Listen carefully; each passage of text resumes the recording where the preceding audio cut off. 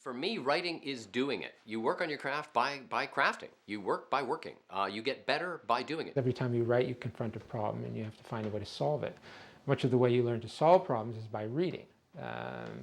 You see how other writers have solved those problems, and you learn from that. You read and you think about what you read. And that's been classically how you learn the craft. It's how I learned the craft insofar as I know anything. Reading and writing and getting it wrong. You know, you write and you write and you write, and a lot of it sucks. And hopefully either you have the ability to recognize that yourself, or someone else will say to you, you know, that's just not very good. And you keep trying until you get it better.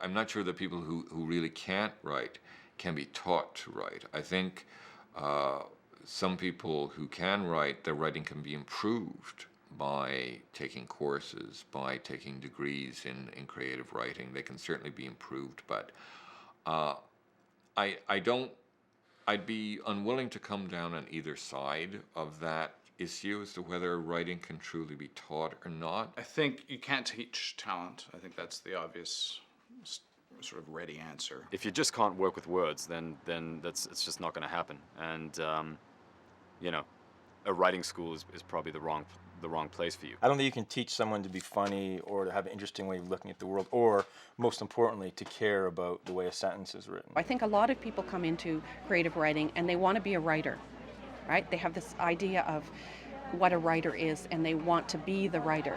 They don't necessarily want to write. That desire, in fact, there's many people who don't, right? I mean, who don't, are afraid of it, afraid of the intimidated by the candor, terrified of the revelation, the self-revelation, afraid to death of it. You know, there's some kind of study said, you know, what are you afraid of? What people are afraid of, and public speaking was like number one, something like that. Well, you know, writing is a very public revelation of self, and if you're afraid of that,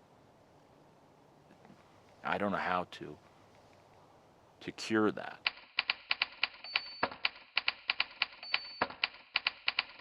I've never taken any writing workshops. I was too shy to. I mean, I was so closeted that I didn't tell anybody I was writing. So the thought of sitting in a room with a bunch of writers and talking about what I was doing was out of the question.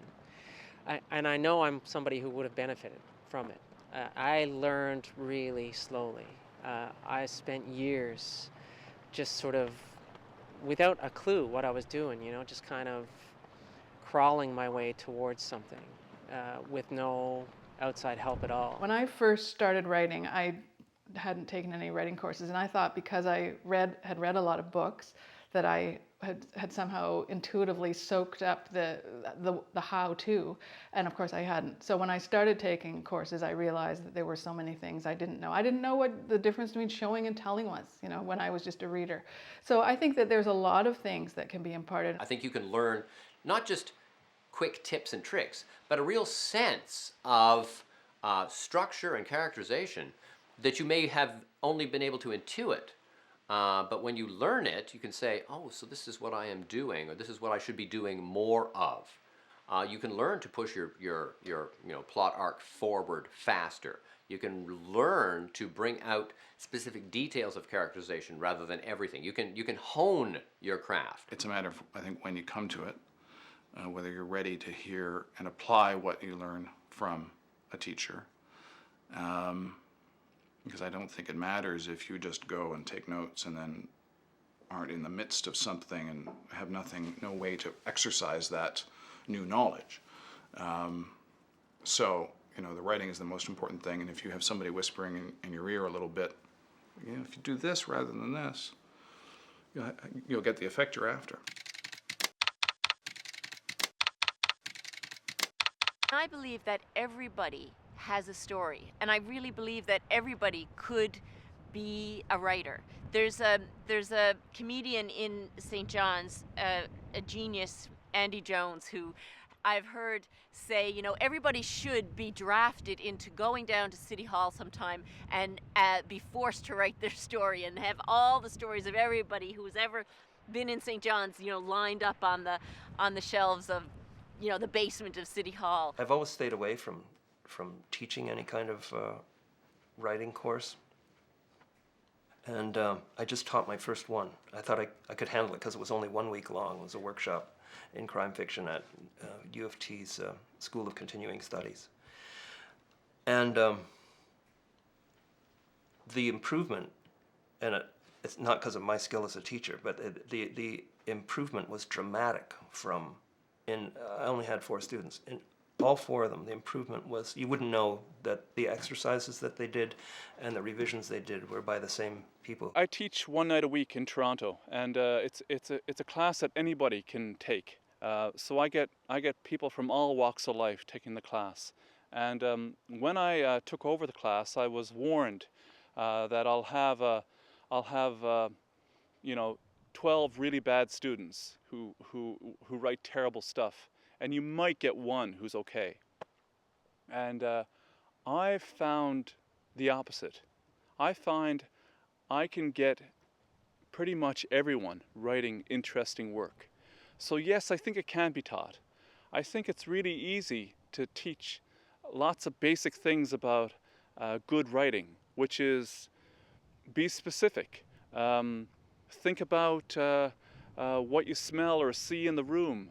When you're dealing with dialogue, don't answer questions. If somebody says, "Where's the dog?" don't have the person say, "The dog is outside." That's boring. Have the person say, "Did I ever tell you that I hate your mother?" Now that's interesting. "Where's the dog? You hate my mother?" I'm going to read on. So little things like that. Anybody can learn that stuff. And I'm being honest with you that I'm always blown away by how good my students are with writing after a few weeks.